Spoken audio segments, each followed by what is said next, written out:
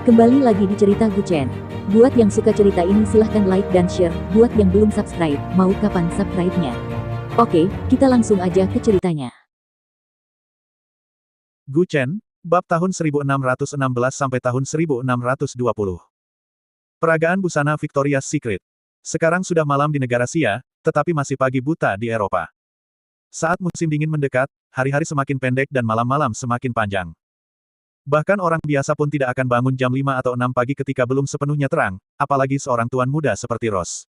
Ini benar-benar dia, kau tidak percaya padaku. Guchen menggoda sambil tersenyum. Tetapi Lang Qinghua, dengan tangan bersilang, mencibir, kau pikir aku bodoh, atau kau pikir semua orang bodoh? Jika kau bisa bertemu Ross, aku akan menamparkan diriku sambil menghisap mie melalui hidungku. Bukankah itu terlalu keras? Keras. Kalau kau membual, lepaskan saja pakaianmu dan tulis, aku bajingan, di punggungmu, lalu arak dirimu sendiri di jalanan. Suhu di luar di bawah nol. Bahkan dengan mengenakan mantel katun tebal, angin masih menyakiti wajahmu. Jika kau keluar tanpa pakaian, kau mungkin akan membeku sampai mati dalam sekejap. Seberapa dingin cuaca di Tiongkok Timur Laut?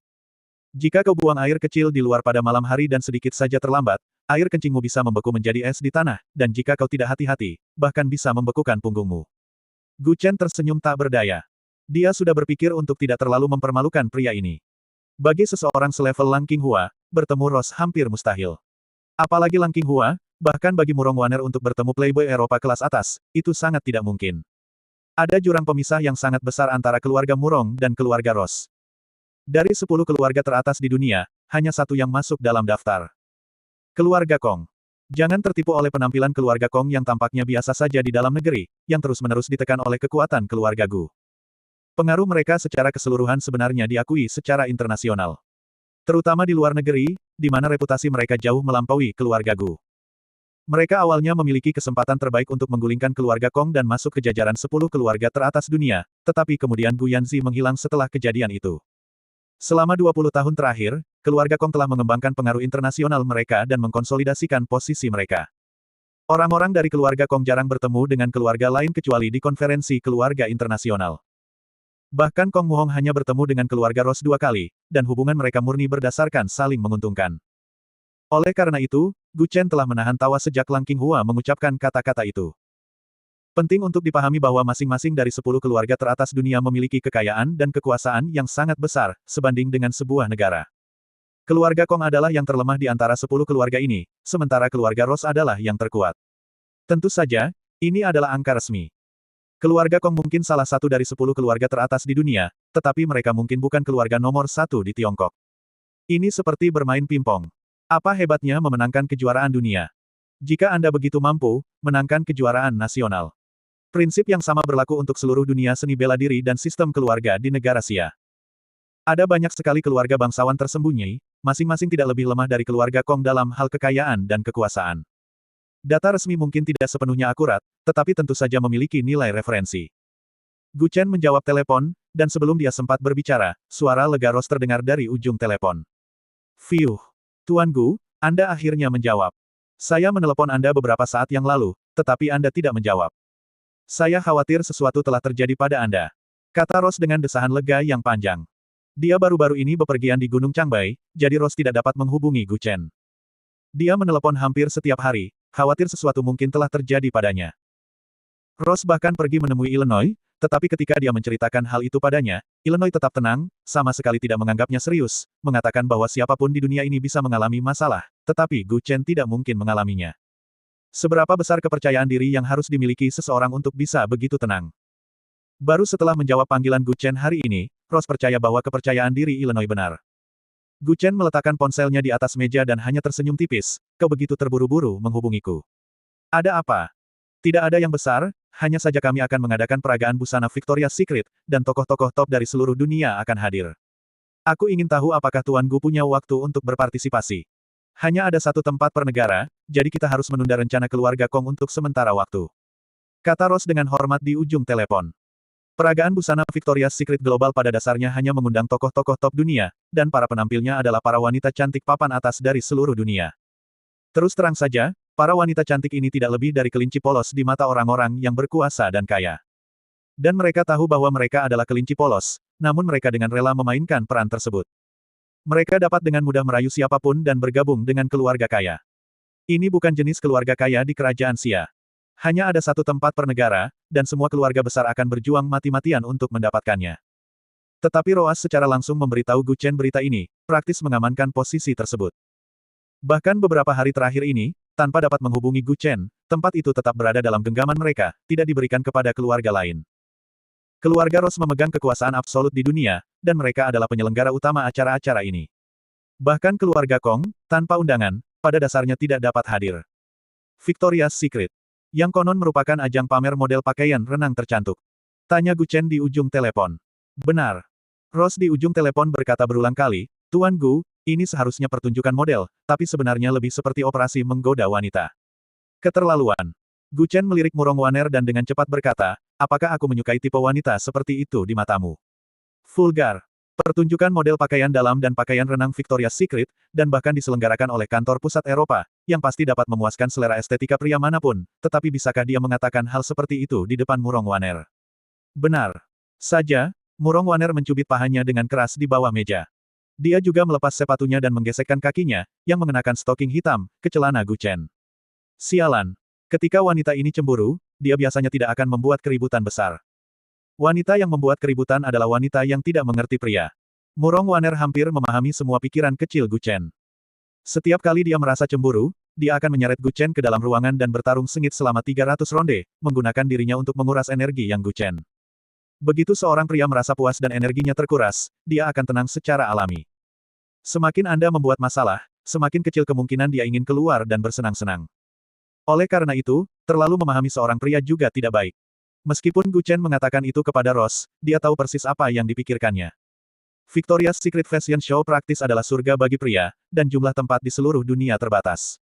Eropa memiliki beberapa tempat lebih banyak, sementara Asia memiliki jumlah yang sangat sedikit.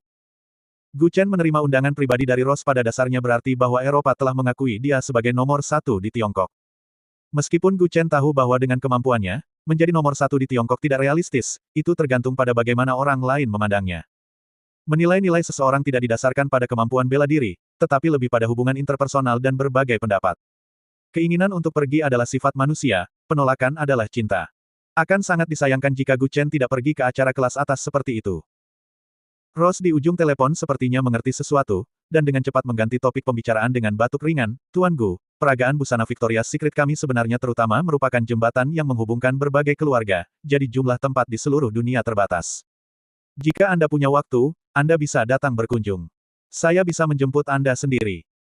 Kecuali Murong Waner, hampir semua orang mengira orang di ujung telepon adalah seseorang yang sengaja disewa Gu Chen untuk berakting. Cek, Victoria's Secret, ya. Kau membuatnya terdengar begitu nyata. Acara itu memiliki jumlah tempat terbatas di seluruh dunia. Bukankah hanya masalah membayar uang untuk pergi? Dasar udik. Lang Qinghua mencibir, menyilangkan kakinya. Seorang gadis dengan kuncir kuda di sebelahnya bertanya dengan bingung, Kak Hua, apa itu Victoria's Secret? Aku belum pernah mendengarnya. Victoria's Secret itu sebuah peragaan busana, biasanya ditampilkan di peragaan busana di AS. Ini pertama kalinya aku mendengar tentang jumlah tiket yang terbatas secara global. Lucu sekali. Lang Qinghua menuangkan segelas romantik Ticonderoga untuk dirinya sendiri, menyesapnya, dan tersenyum sinis. Hu Jina, yang duduk di seberangnya, juga tertawa sinis, ya. Victoria's Secret pernah mengadakan acara serupa 6 tahun lalu. Saat itu aku sedang belajar di luar negeri dan kebetulan hadir sebagai tamu.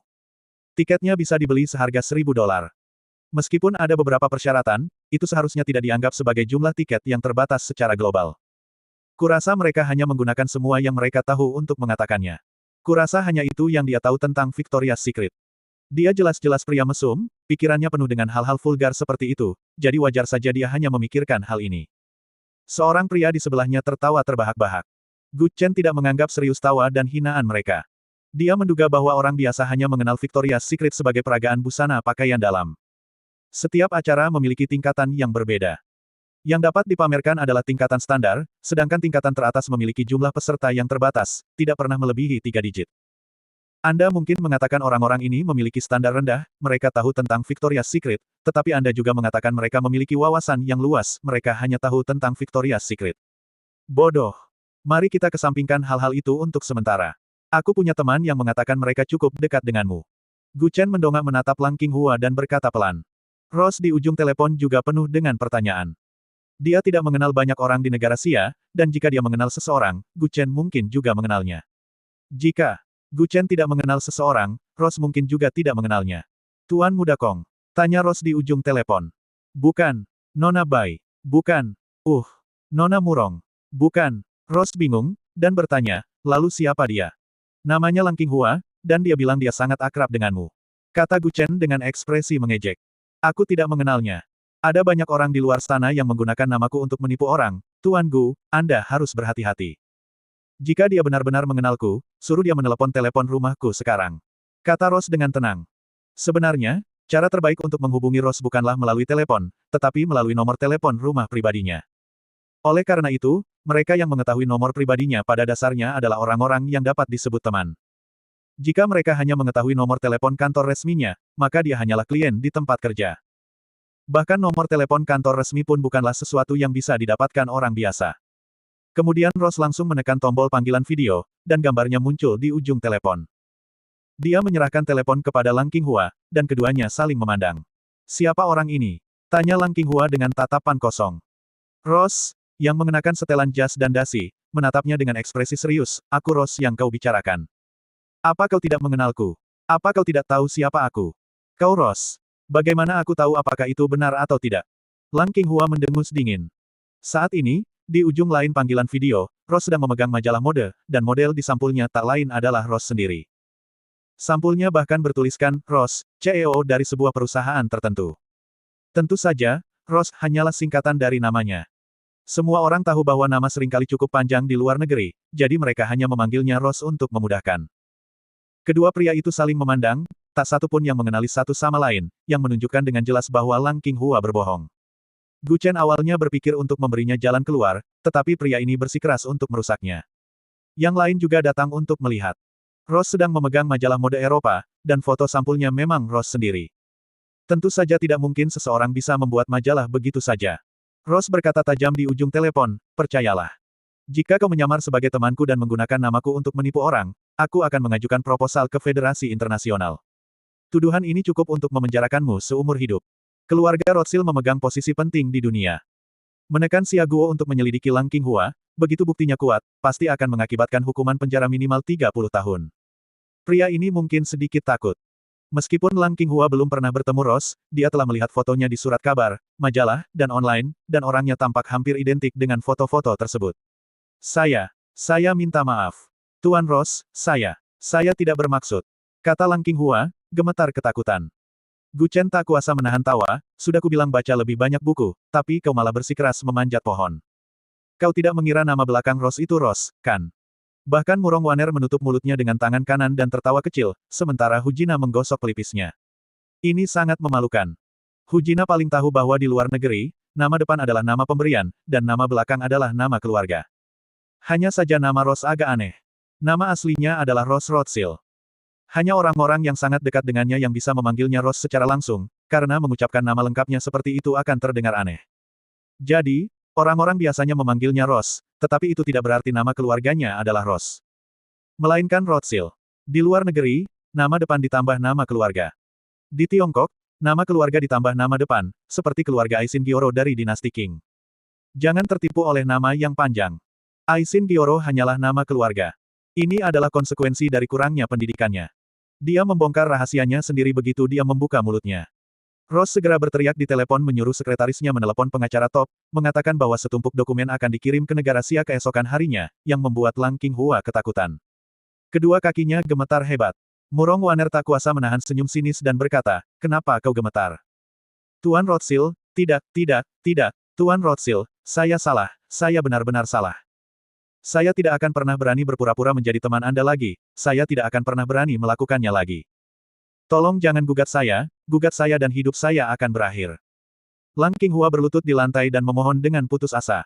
Sekalipun Lang Qinghua masih ingin mengingkari janjinya, itu tidak mungkin. Semua bukti menunjukkan bahwa pria yang melakukan panggilan video itu adalah Rose. Rose, CEO dari KK. Grup yang terkenal, memiliki kekayaan yang sangat besar di Eropa.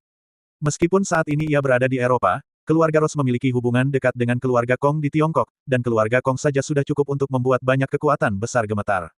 Menghadapinya sangat mudah. Suara Rose dingin di ujung telepon, yang paling kubenci dalam hidupku adalah orang-orang yang menggunakan namaku untuk menipu dan memperdaya orang lain. Itu sangat merusak citraku, kau tahu itu. Hal ini membuat Lang Qinghua terdiam. Ia hanya mengatakannya dengan santai, siapa yang menyangka Rose akan benar-benar menelepon Gu Chen. Sungguh kebetulan. Ia tidak pernah bermimpi akan memanggil orang yang sebenarnya. Lang Qinghua tetap berlutut di lantai, memohon tanpa henti. Orang-orang yang duduk di sekitarnya tetap diam, tidak ada yang berani ikut campur. Siapapun yang memiliki sedikit kecerdasan seharusnya tahu bahwa keluarga Rothschild dikenal sebagai keluarga nomor satu di dunia. Bahkan jika mereka bukan anggota inti, hanya menyebut namanya saja sudah cukup membuat siapapun gemetar. Sebuah keluarga yang berkuasa di dalam negeri bukanlah hal yang istimewa. Kekuatan sejati berasal dari pengaruh internasional. Sebelumnya, semua orang berusaha menjilat Lang Qinghua, tetapi sekarang situasinya telah berbalik sepenuhnya. Kontras antara keadaan berlututnya saat ini dan sikap arogannya sebelumnya sangat mencolok. Tidak peduli seberapa banyak Lang Qinghua memohon kepada Rose di ujung telepon, Rose hanya menginstruksikan sekretarisnya untuk segera menyusun laporan untuk dikirim ke negara Xia, atas nama keluarga Rothschild. Aku salah, aku benar-benar salah, tolong maafkan aku. Lang Qinghua memegang telepon dengan satu tangan dan berulang kali bersujud ke lantai dengan tangan lainnya. Melihat keadaannya yang menyedihkan, Gu Chen merebut telepon dari tangan Lang Qinghua dan menertawakan Rose yang tampak serius di ujung telepon. Baiklah, berhenti menakut-nakutinya, dia sudah kencing di celana.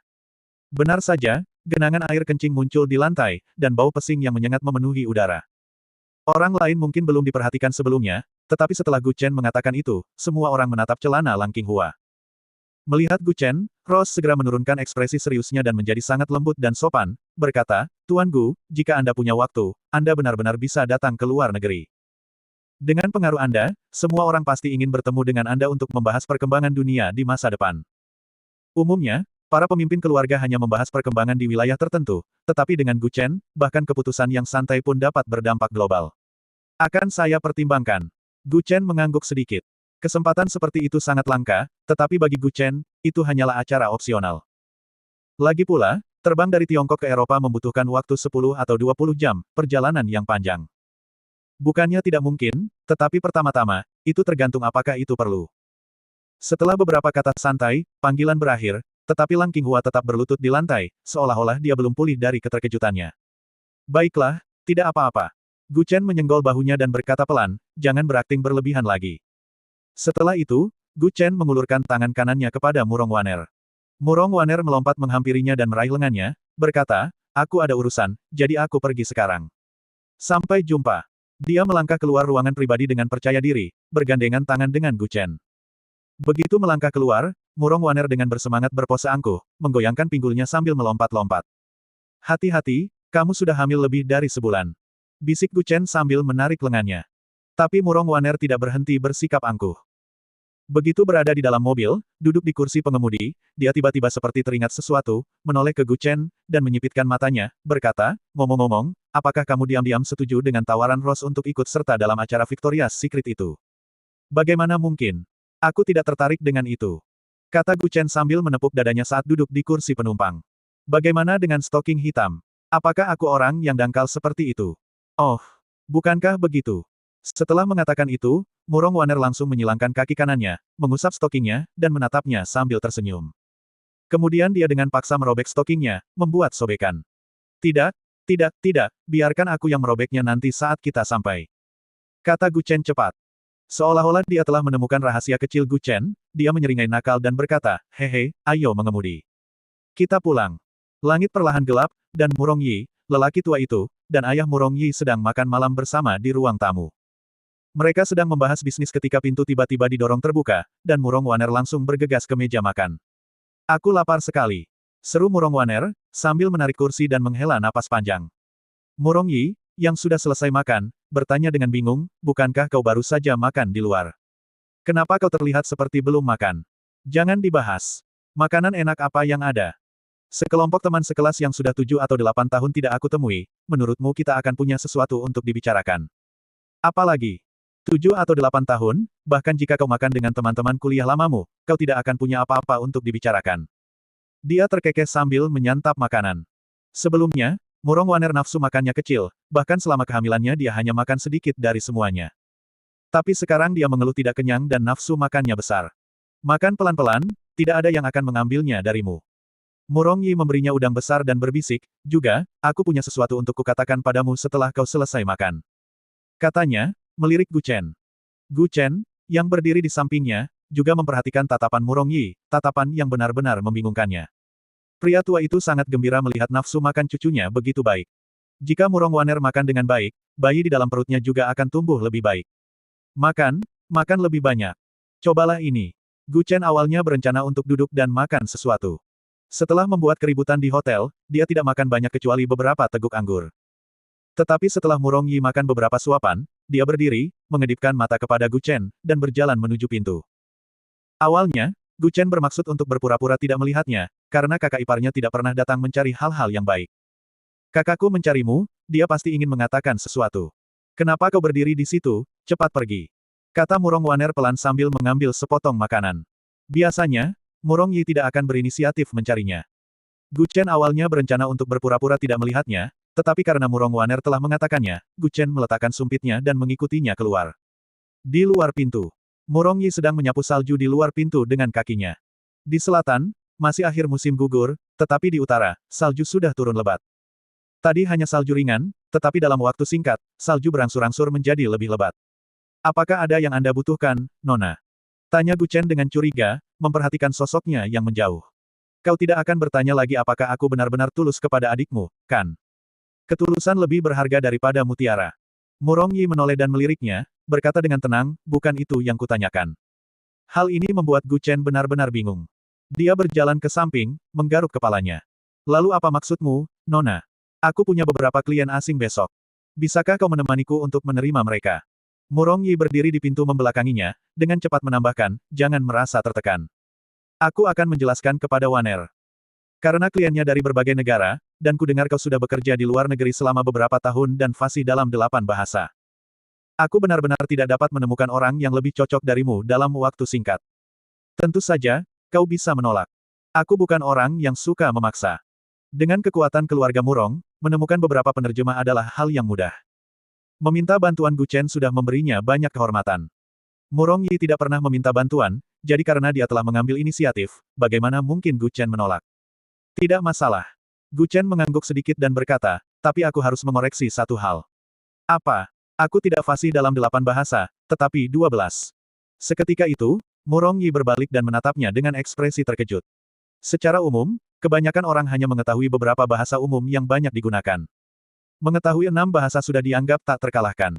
Dari 8 bahasa tersebut, pasti ada beberapa yang kurang umum. Lagi pula, dunia ini sangat besar, dengan 2 atau 300 negara dari berbagai ukuran, yang berarti ada 2 atau 300 bahasa. Tentu saja, tidak mungkin bagi setiap orang untuk mempelajari begitu banyak bahasa. Bahasa yang umum digunakan hanya 6, jadi 6 bahasa yang diketahui Gu Chen tentu saja merupakan bahasa yang kurang umum di banyak tempat. In sudah cukup membuktikan bahwa Gu Chen memang pernah menghabiskan waktu di luar negeri dan mengunjungi cukup banyak tempat. Kau benar-benar tahu 12 bahasa. Murong Yi menatapnya dengan tak percaya. Gu Chen hanya mengangguk sedikit, 12 yang kusebutkan mewakili 12 tempat. Sebenarnya, banyak bahasa Eropa yang mirip, seperti Prancis dan Inggris. Mereka tidak terlalu berbeda. Di mataku, mereka termasuk dalam kategori bahasa yang sama. Kau tidak berbicara tentang 12 bahasa yang berbeda, tetapi bahasa yang benar-benar berbeda. Benar. Jika kau benar-benar ingin mengkategorikannya, aku seharusnya tahu 36. Mata Murong Yi menyipit, tatapannya mempertanyakan apakah yang baru saja dikatakan Gu Chen itu benar. Keluarlah besok malam, aku akan memberitahumu. Katanya lembut, membelakangi Gu Chen. Setelah mengatakan itu, dia berjalan masuk ke rumah, meninggalkan Gu Chen sendirian di luar pintu. Ini sama sekali bukan diskusi. Ini murni pemberitahuan. Ketika mereka kembali ke aula, Murong Waner sedang mengupas udang ketika Gu Chen merebutnya. Nak, ini bukan tugasmu. Gu Chen mengambil udang dari tangannya dan mengupas serta membersihkannya untuknya. Setelah mengupasnya, dia bahkan menyuapi Murong Waner. Dia melirik malu-malu ke arah kakek dan ayahnya, sementara kepala pelayan dan para pelayan di sekitarnya menyaksikan dengan senyum. Hei, jangan berisik. Murong Waner menamparnya dengan bercanda dan berbisik. Melihat keduanya akur, lelaki tua itu mengelus janggutnya dan tertawa terbahak-bahak. Tidak apa-apa, tidak apa-apa, anggap saja kami tidak ada di sini. Semua orang tertawa terbahak-bahak. Ayah, aku mau sup. Murong Waner berkata pelan sambil memegang mangkuknya. Tetapi Gu Chen dan pria parubaya di seberangnya secara bersamaan mengulurkan tangan untuk mengambil mangkuk itu. Mungkin hanya mereka yang pernah mengalaminya yang bisa memahami kecanggungan semacam ini. Gu Chen dan pria parubaya itu saling bertukar pandang, dan seketika mereka saling mengerti tanpa berkata apa-apa. Maaf, aku sudah terbiasa. Gu Chen menggaruk kepalanya dan tersenyum getir. Pria parubaya itu hanya tersenyum dan mengambil mangkuk. Hei, anak muda memang tahu cara bersenang-senang. Tapi bersenang-senang itu tidak apa-apa, kamu tetap harus berhati-hati di luar, bukan begitu, Gu kecil? Ya. Paman benar. Gu Chen juga tersenyum canggung, dan wajah Murong Waner juga memerah. Dia benar-benar tidak menyangka bahwa hanya dengan memanggilnya, ayah, akan membuat mereka berdua mengangkat tangan bersamaan. Jelas bagi semua orang bahwa Murong Waner dan Gu Chen telah memainkan terlalu banyak permainan kecil secara pribadi. Tapi ayahnya juga pernah muda seperti itu. Cukup normal bagi pasangan untuk menikmati permainan peran. Setelah makan malam, Murong Waner membawanya ke atas. Setelah berpisah begitu lama, mereka tentu ingin menghabiskan waktu bersama. Di kamar, setelah perpisahan yang begitu lama, mereka langsung berpelukan erat, lalu menarik selimut. Tapi setelah beberapa saat, Gu Chen menjulurkan kepalanya dari bawah selimut, telanjang bulat, terengah-engah. Murong Waner cepat-cepat bangun dari tempat tidur, pergi ke tempat sampah, dan memuntahkan apa yang ada di mulutnya. Kenapa? Kau kelelahan? Dia berbalik, mengangkat alisnya ke arah Gu Chen dengan senyum menawan, bukankah biasanya butuh 2 atau 3 jam? Sekarang baru 1 jam, dan kau sudah selesai. Gu Chen memutar matanya, kalian para wanita aneh sekali, mengeluh kalau terlalu lama, dan mengeluh kalau terlalu singkat. Kami para wanita. Murong Waner menyipitkan mata padanya, dan Gu Chen cepat-cepat menutup mulutnya untuk menjelaskan bahwa dia salah bicara, tetapi Murong Waner tidak akan membiarkannya lolos begitu saja. Di luar ruangan, Murong Yi membawa semangkuk sup ginseng ketika dia datang. Dia berdiri di pintu selama beberapa detik, lalu lelaki tua itu turun dari lantai 3. Melihatnya berdiri di sana, dia tidak bisa menahan diri untuk bertanya, sup apa yang kau buat? Kakek, aku minta Bibi Liu membuat sup ayam ginseng untuk adikku agar tubuhnya lebih sehat. Nanti aku bawakan juga untukmu. Bisiknya. Lelaki tua itu turun tangga, dan keduanya berdiri di depan pintu.